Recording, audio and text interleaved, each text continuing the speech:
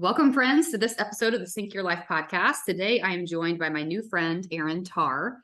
She's a confidence coach, and I know she's going to just blow us away with understanding really what helps women, especially, be confident. She is a mom of 3 girls. I'm a mom of 2 girls. So I know for me, just selfishly, I'm excited to hear more about how to really make an impact on this subject with my own daughters, how to help them grow up as confident girls turned women. So Erin, welcome to the show. I'll let you sort of introduce yourself, a little bit about you and what brought you to doing what you're doing. Yes, absolutely. Well, you mentioned that I'm a mom of 3 girls. And so I bill myself as a confidence coach, which is basically a life coach for young girls. But what we need is confidence. And I remember the moment that my first child entered this world, and I was like, wow, everything is different now. That's fascinating how things can change in a heartbeat.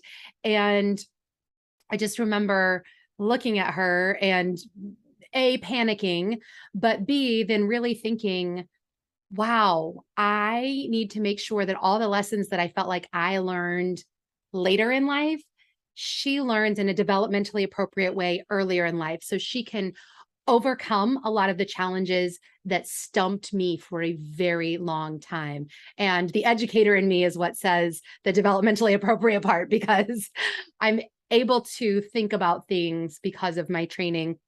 And maybe some people just do this naturally in a way that's, how do I make this effective and helpful and meaningful to kids at a younger age? So that's what I do and why I do it, mostly in one-on-one coaching, but also I've done memberships and large scale events and keynote speaking and all sorts of fun things too, because however I can get the message out, I'm ready to impact lives.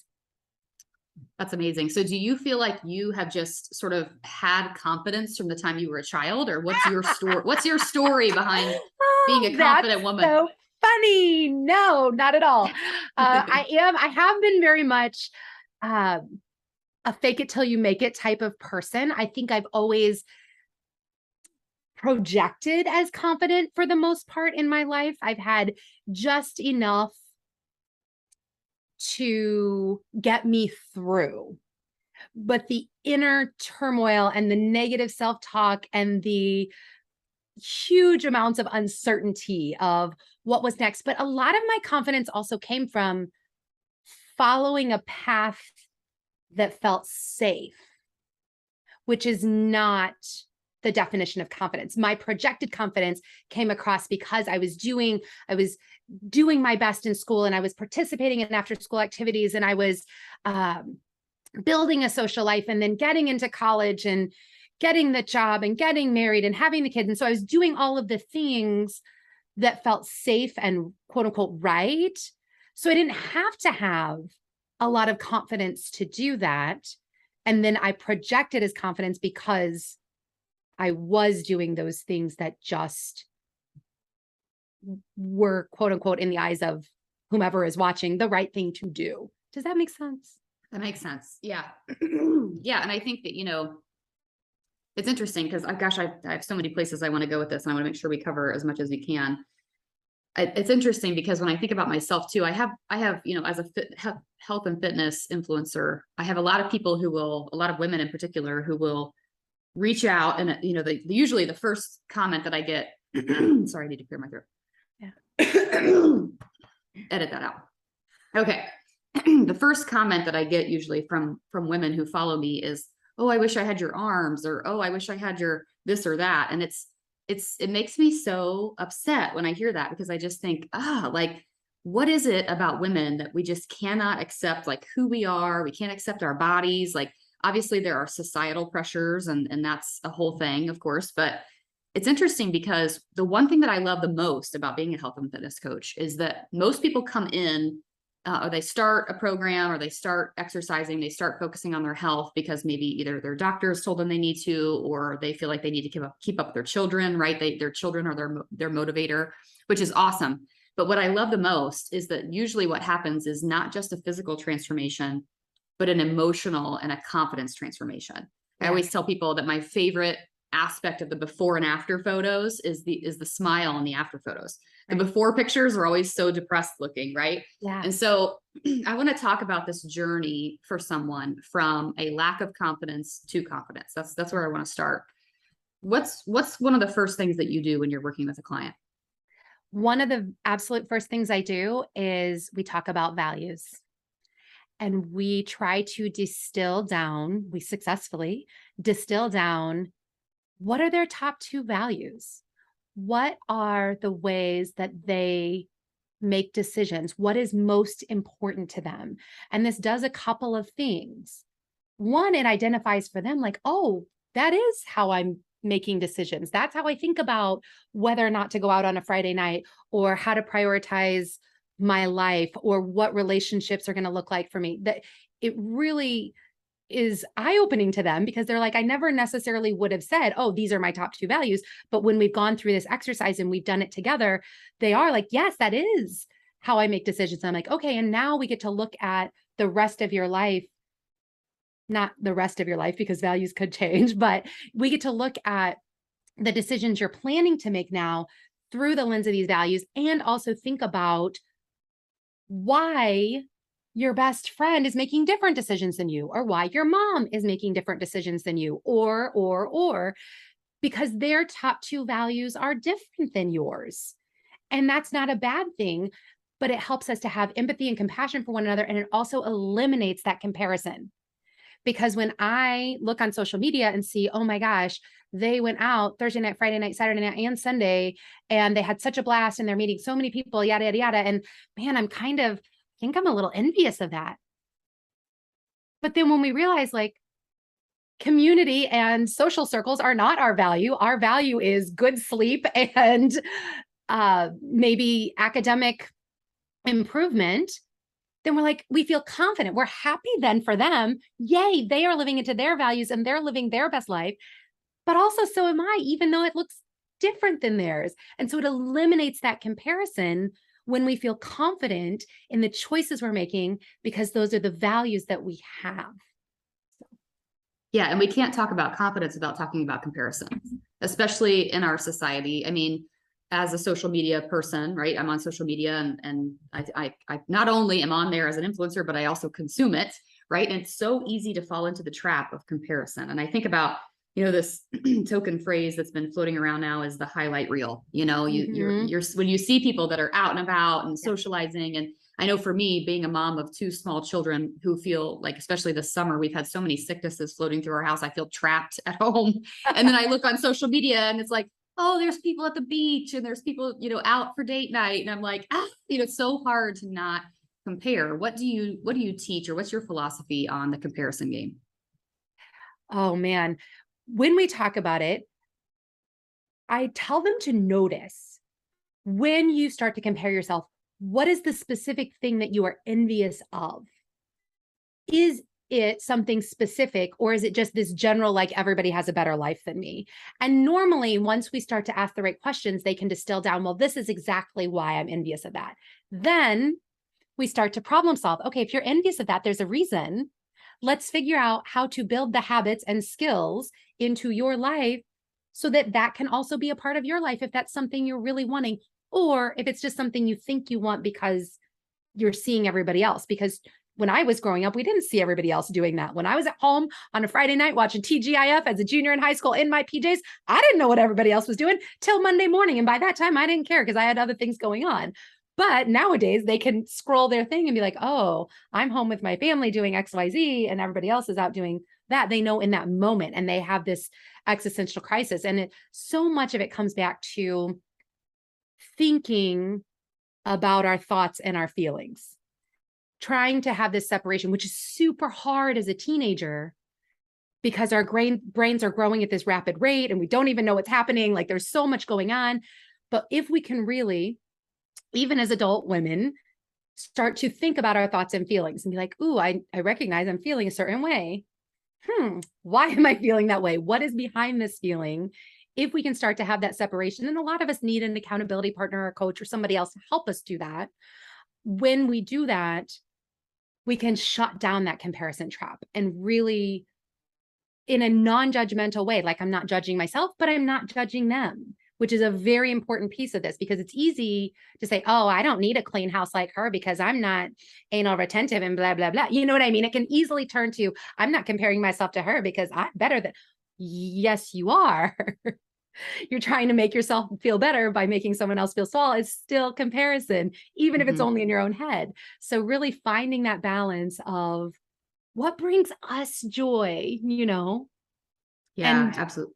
when Absolutely. when that's triggered, when we're triggered, stepping back, Well, taking a minute. self-awareness is always the first step. And I think about John Maxwell has this, I have a John Maxwell life coach that I've been working with for years. And she always talks about, I think it's his quote that says, experience is not our greatest teacher, evaluated experience is.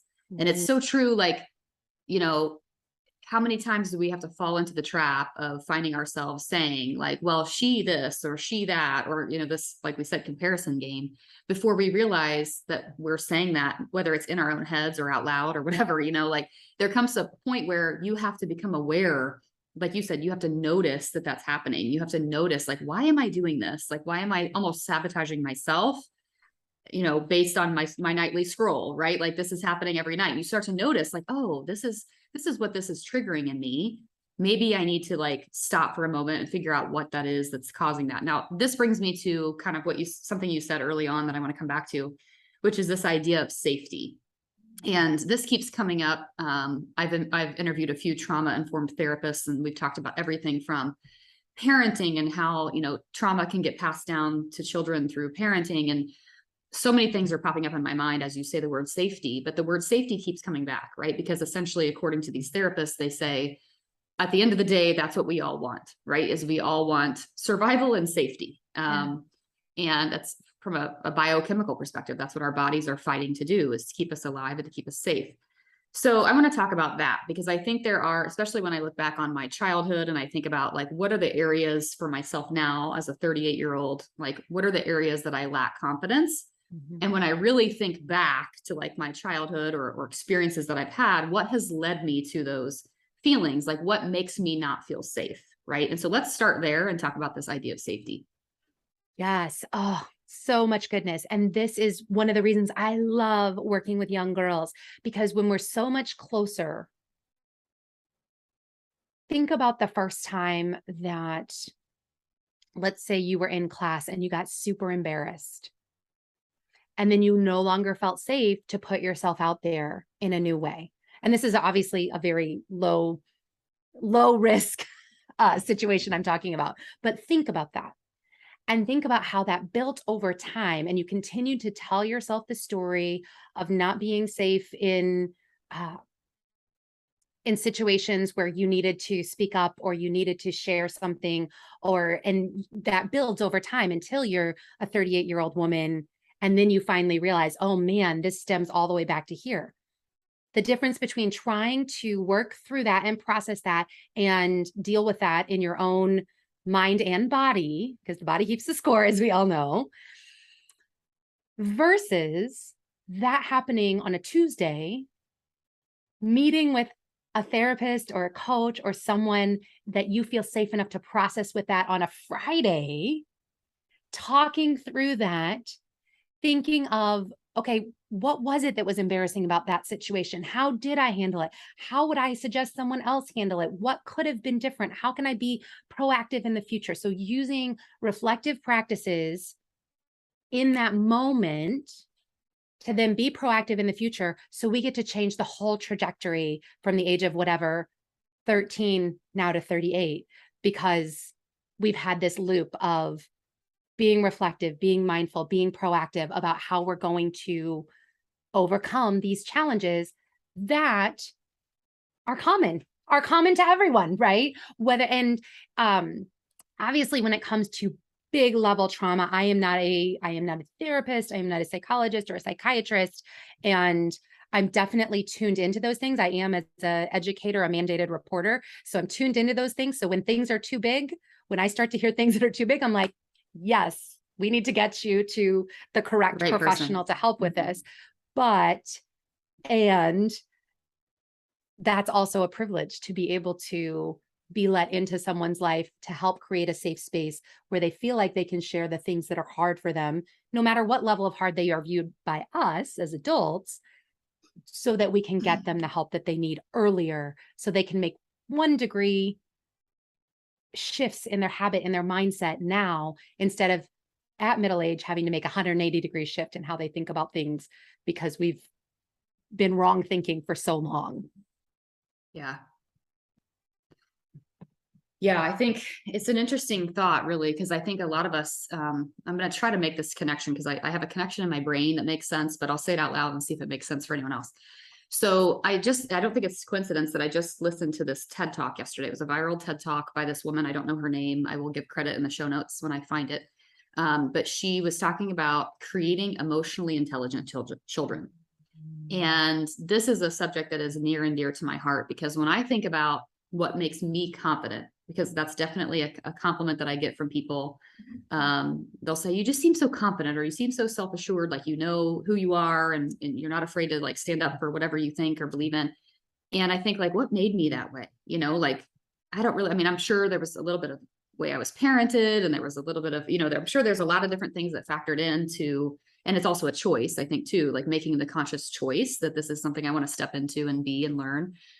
But I was listening to this TED Talk and the woman was talking about creating emotionally intelligent children. And I'll be honest, the first 10 minutes or so, I almost tuned out because I was like, okay, like, come on, let's get to the point. Finally, she said she started implementing a practice with one of her children where she would literally, like when the child was feeling emotional in some way, whether it was angry or frustrated, she would sit down and say, tell me more about how you're feeling. And so she would literally just like sit down and open up and not just say, I'm here to listen, but like actually ask the questions.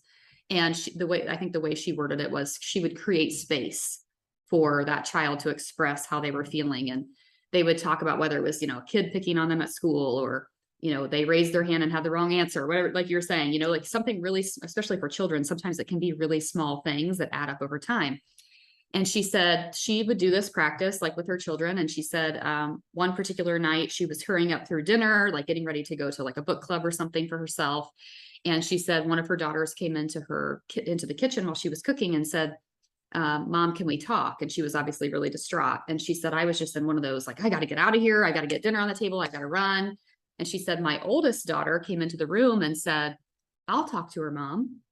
And she said, while I was cooking dinner, I heard my oldest daughter say to the youngest one, like, tell me more about how you're feeling.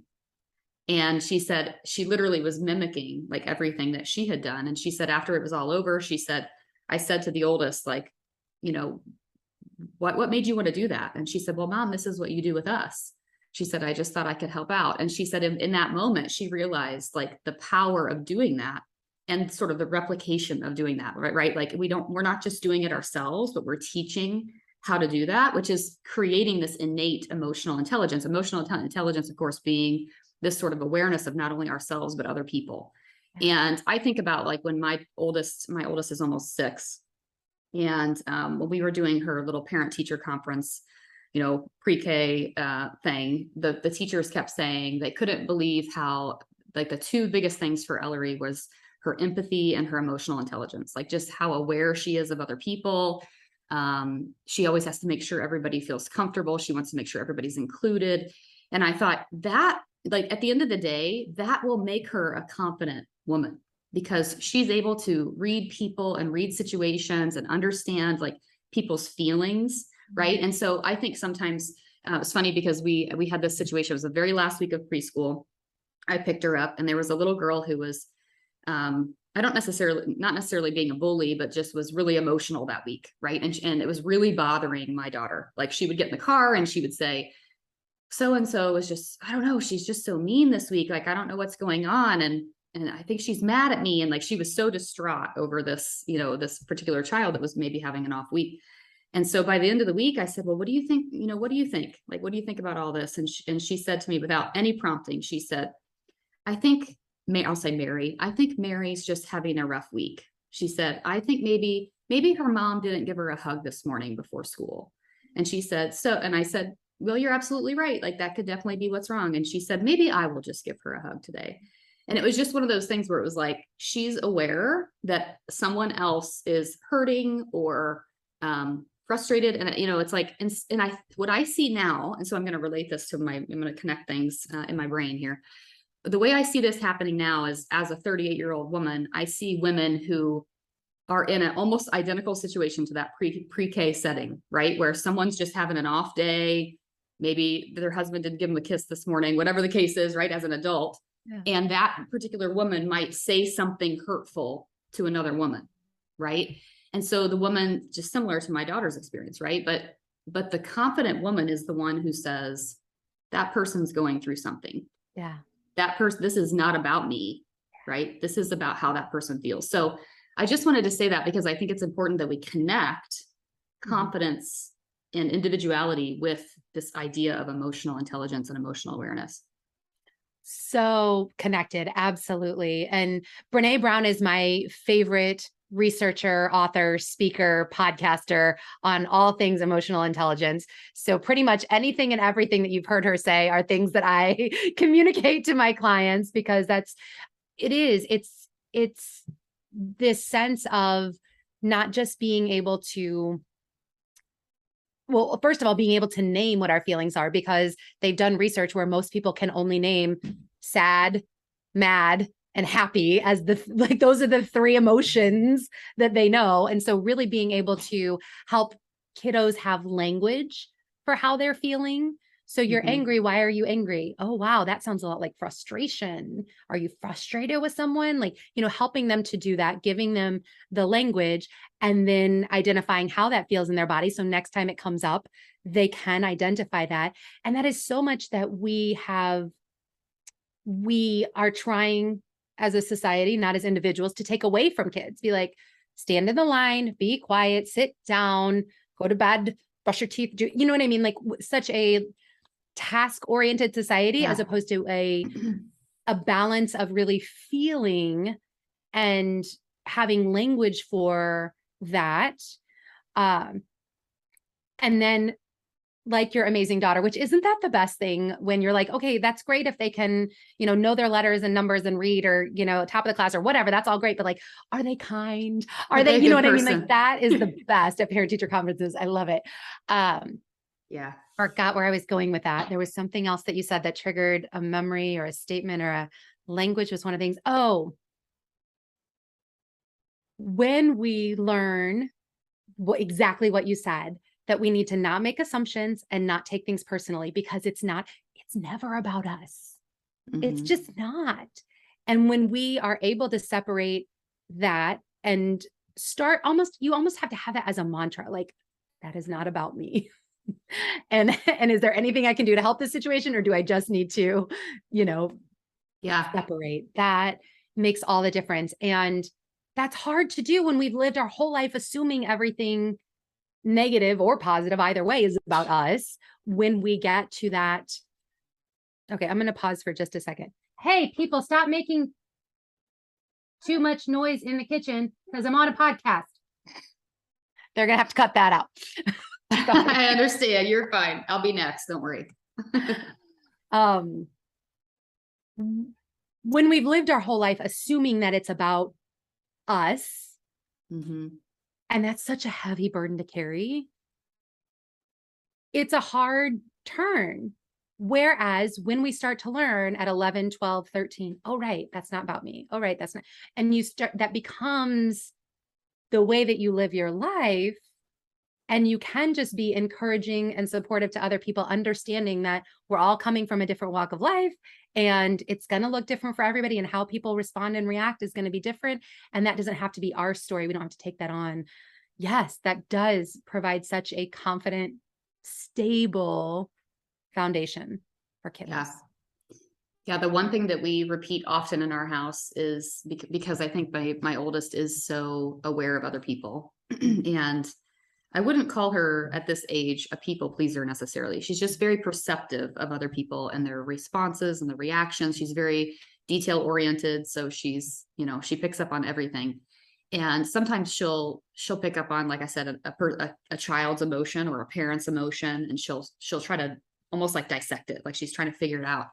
And so we always have to kind of reel her back in. The sort of token phrase that we say, which I've also found myself saying to myself now, is there anything that you can do about how that person's feeling? And she'll say, not really. Sometimes, like sometimes if that person's just in a mood or a funk or whatever, like we always say, there's not much that you can do, but you can control how you respond. You can control how you react, so that if that person does lash out or make a comment or a derogatory statement or something, she's able to then say, like, brush it off and be like, you're having a rough day. So Yeah. and we have to be, it's interesting because, and I'm going to go this direction and then kind of swerve back.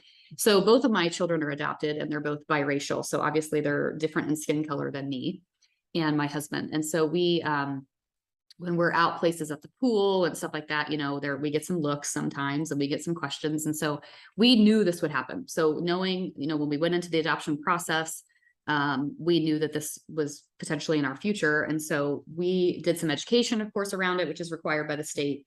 But I really wanted to dive into, like, what can I do to really not just educate my child on the differences in skin color and history and all these things that I want to make sure that she understands, but how can I also just, like, what's at the very end of the day, like, what's the most important thing? And I've told this to so many people, including other people who are pursuing or have pursued adoption, which is the same concept I just said, which is, I cannot control what other people will say to her, but I can control how she responds. And at the end of the day, if I can help her be so confident in who she is, she'll be able to handle it. Right. And so just this summer, we had an experience at the pool where, of course, it was like a small, I'll say 5-year-old boy was asking her, like, why is your skin so much darker than your mom's?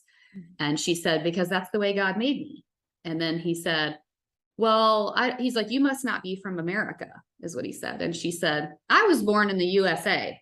And then he just kept coming at her with, he didn't understand. Right. And never once did she, like, take it personally or cower, or she, even after the fact, she didn't ask us about it. It was just very much like she had this confidence in herself and just said, this is who I am. This is where I'm from. That's my mom. That's my dad, and I thought, like, to me, that's all I can do. Right. Like, I can just, at the end of the day, I can instill this sense of just be who you are.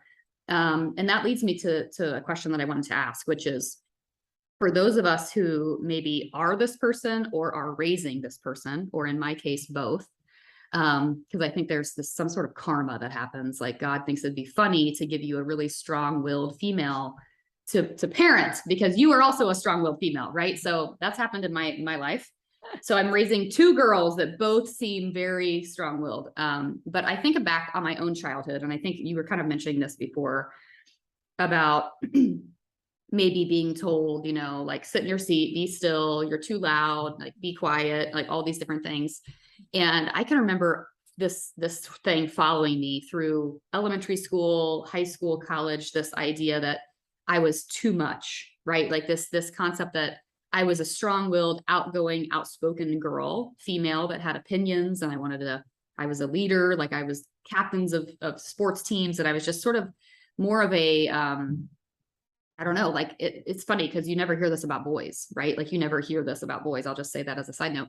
Yeah. But I was just told, like, maybe just sit back a little bit, or maybe just, like, it's too much. Like, it's a little too intense. That's the word I've heard. In college, I was a sorority recruitment advisor. And at the end of sorority rush, I was told, well, we were really afraid of you in the beginning. Like, you were just so intense, right? Like, intense is a word that follows me. So what would you say to either the woman who's been told that, or the woman who's raising a child that sometimes they feel like, whew, she's a lot? What would you say?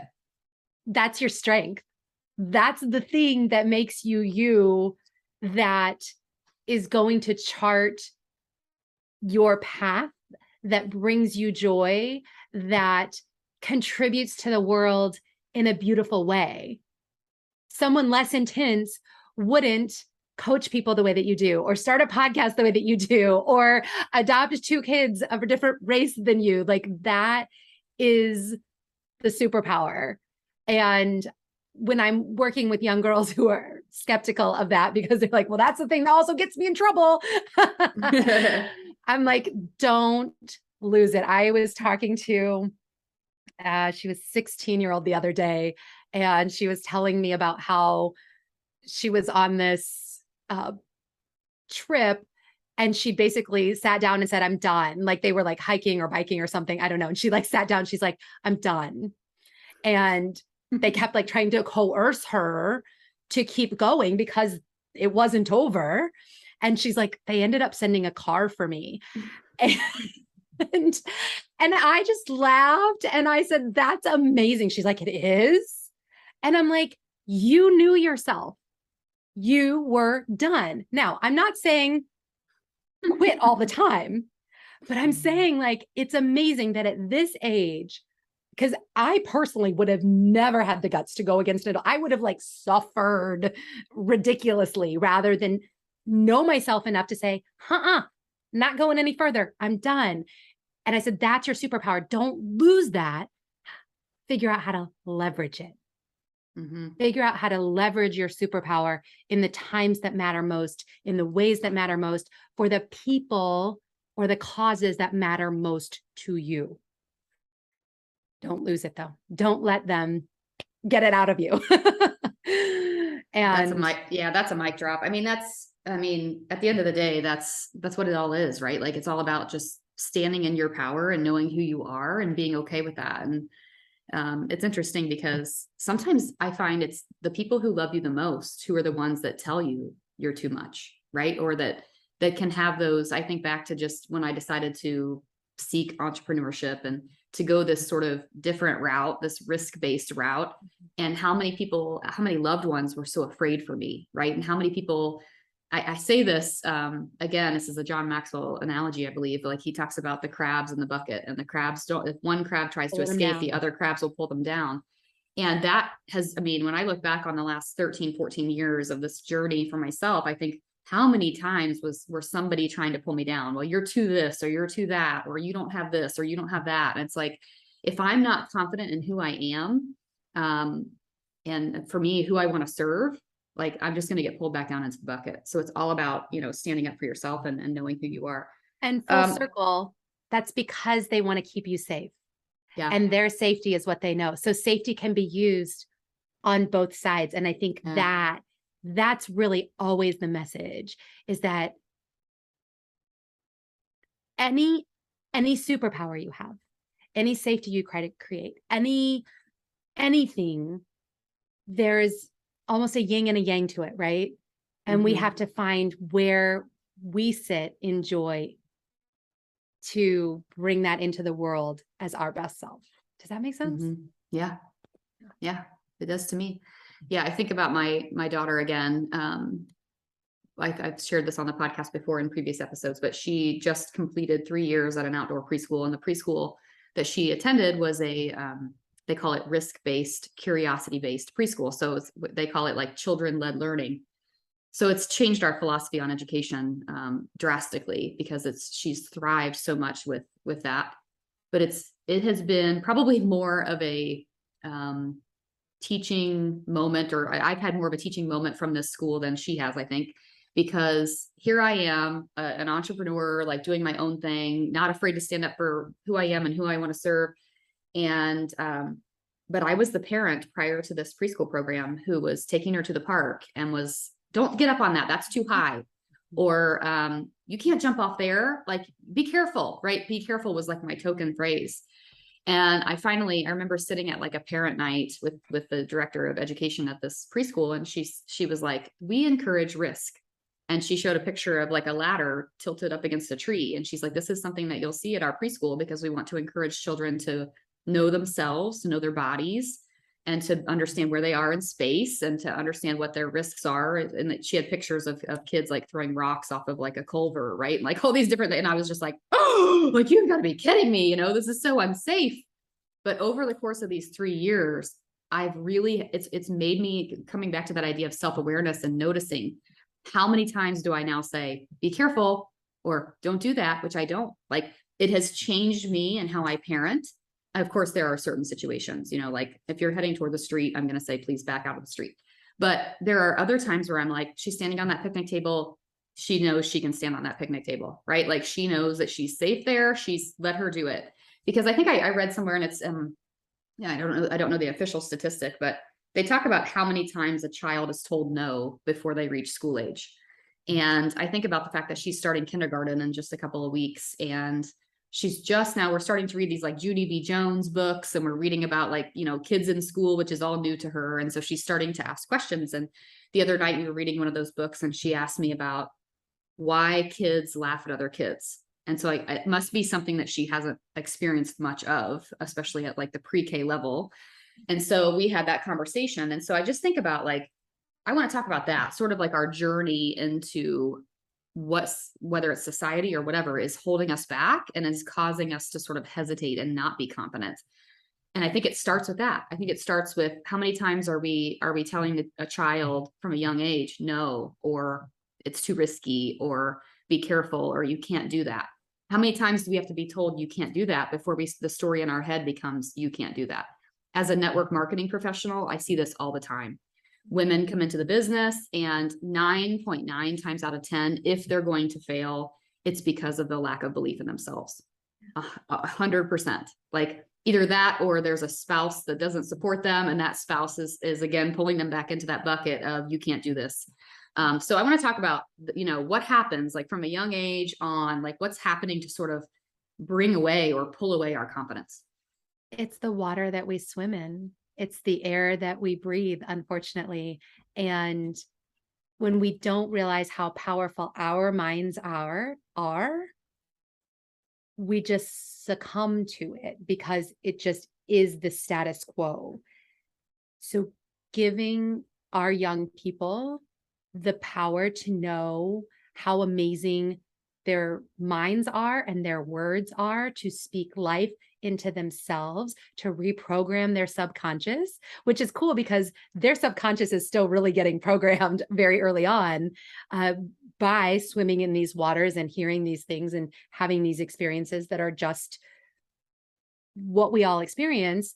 And when you can surround them with people that can help interrupt those patterns, right?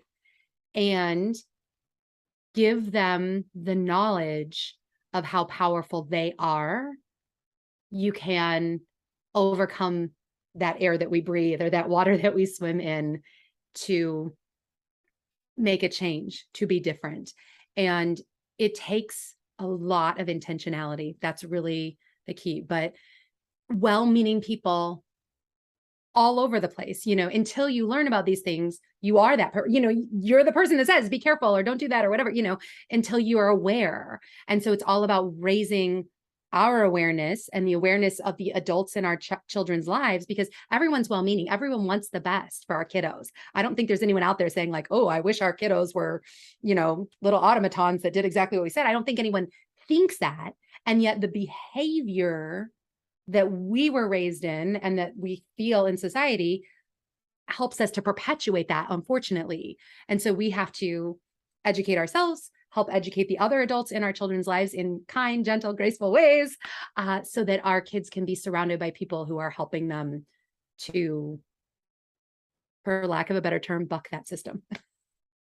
Yeah. Yeah. I read the book Lean In by Sheryl Sandberg several years ago, and she talked about how as a child, she was consistently told she was bossy. And when I read that book, I made up my mind that anytime someone called my child bossy, they would know how to respond, which is my 5-year-old, if she was here right now, she would tell you, sometimes even grandparents will say, gosh, you're so bossy. And she'll say, Gaga, I'm a leader, or Papa, I'm a leader. And it's all in the perspective. Yep. Right? Like you grow up thinking, gosh, I'm too bossy, or I'm too this or that, like we talked about before, or you say, nope, yeah. This is what that means. And this is what that means for me. And I love that you give her those words. That's perfect. A couple more thoughts. And this, again, kind of comes back to this, you know, we're both moms of daughters. And so I want to make sure that we touch on this idea. I like to tell my health and fitness clients that what you tell yourself in the mirror is so powerful, because, and I'm talking specifically here about body image, but in other ways too, because your child is watching you. And so if we are constantly, I actually just witnessed this happen at a public pool restroom. We were in the restroom, my daughter and I were in the restroom, and there was a mother and daughter in the restroom, and the mother was making comments about her own belly fat, and she was kind of picking apart like the swimsuit. This wasn't the right swimsuit. And she had like a 10-year-old daughter in the restroom with her. And I just thought to myself, that 10-year-old is soaking up every second of that experience. I know I had similar experiences growing up. I know I have friends that have had experiences like that. I have to consistently remind my clients, right? Like, this is not just about your own self-talk, which that's a whole subject in itself, but it's also about who's watching you, who's around the corner watching you pick apart yourself in the mirror. What do you do, like, with when it comes to your children? Like, what are the tactics that you use to really not just, I think we can specifically talk about just body image, especially for women. How do you help them become confident in themselves and their bodies from a young age? So one of the things is that we don't talk about body size at all.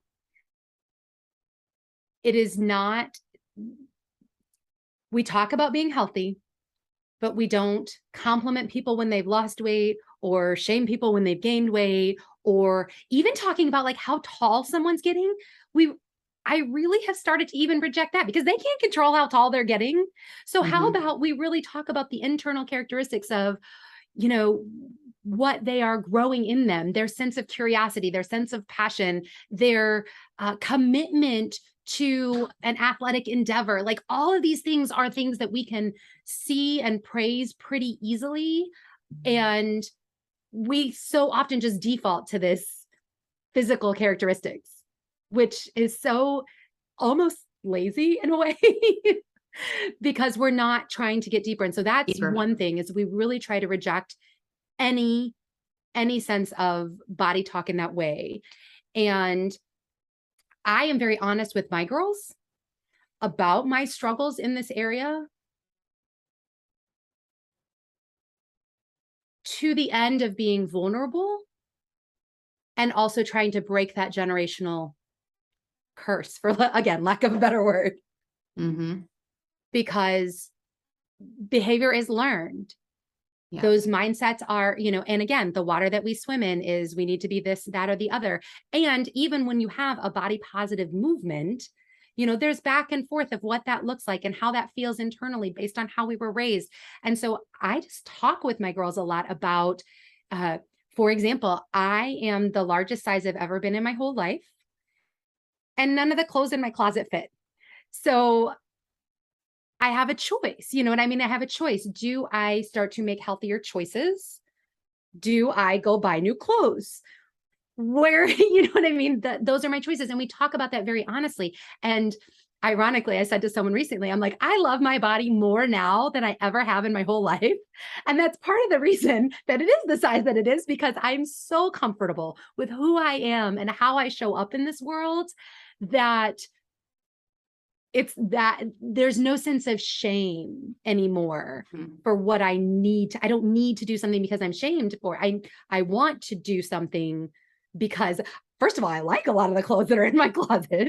And second of all, future me, 10 years down the road me, has a lot of stuff to get done. And I want to make sure she's healthy enough and flexible enough and ready to do those things. So that's the ways that I talk to my kids about the things that I struggle with and how. So it's not about, oh, I don't like the number on that tag, or I don't like how I look, or this doesn't feel right. None of that.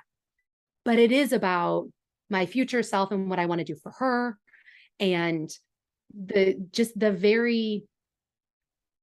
ways that if I ever do look in the mirror and don't like what I see, I'm honest about that in a way that's like, I don't like that. I don't like that. And here's the work that I'm doing to try and change my mindset on how that feels. Because when you're the one that's trying to change that, you're standing in that gap, rejecting what has been given to you by your parents or society, whoever, and trying to change the future for your kids, but you're the one standing in the gap. You have to do it for yourself at the same time that you're doing it for your kids. And it's really, really hard.